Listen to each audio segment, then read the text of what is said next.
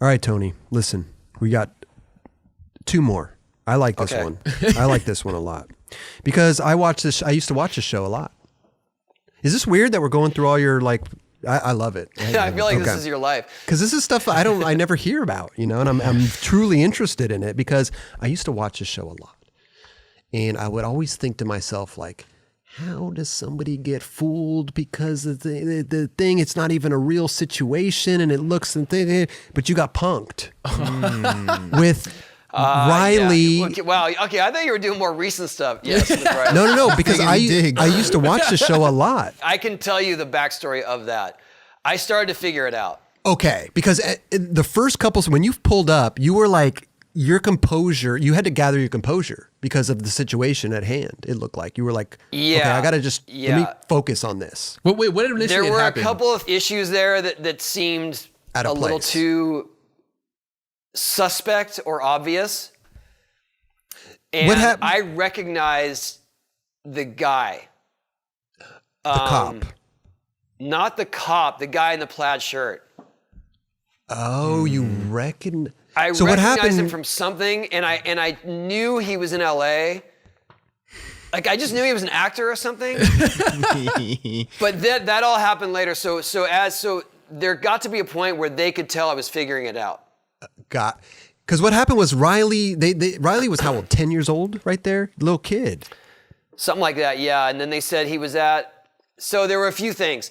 He was at this beach. There's public bathrooms at that beach. They said that he dropped an M80 in the toilet, and then it exploded. In the toilet next to him, somebody was in it, and they got and exploded. That woman, that girl was on it, and so the thing that was absurd to me was that he would never be at that beach. Okay. There's no way for him to get there. Right. Like there's certain beaches that him and his crew would go to because they could skate there or they would find a route. I recognize that guy. That guy in plaid, yeah. Yeah, and so when I got there, I was like, all right, something's up. This is weird.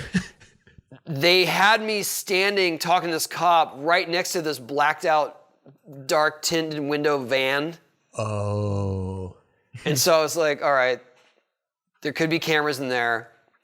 And then when I talked to this guy, I started realizing, like, no, he's an actor. Oh, wow. I can see your eyes. Yeah. Your eyes breaking him down right here. You start looking. So right there, I'm looking at the van. You looked over. Yeah. So at this point, I was like, all right, I'm just gonna play along.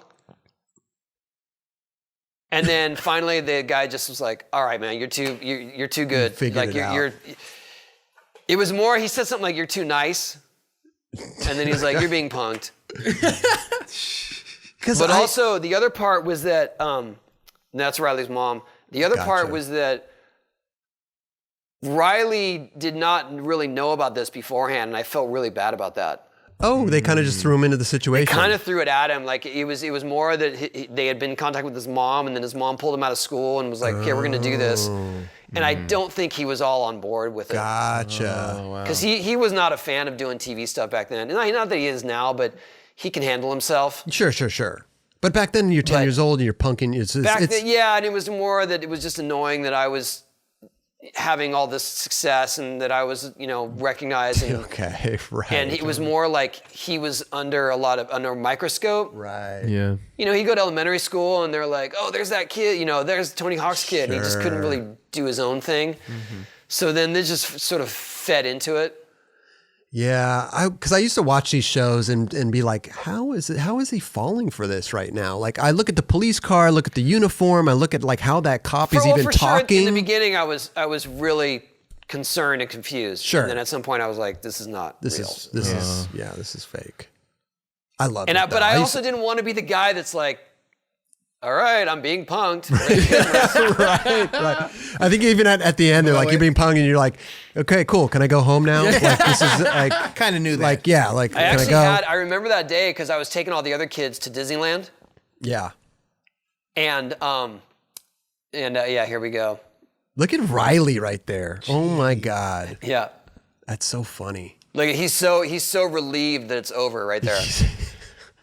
He just wants the charade to end. But listen, Tony, that was a big deal back then. If you got punked by Ashton Kutcher. Oh yeah, no, I felt like It was. I made it. I know, It was it's a big gnarly. deal. It was funny 'cause Gnarly. we were taking the other kids to Disneyland that day, and because they pulled Riley out of school for this, Riley got to go with us, so that was like his reward. So that was a good. Okay, so it all ended a happy story. Sure, yeah. Right.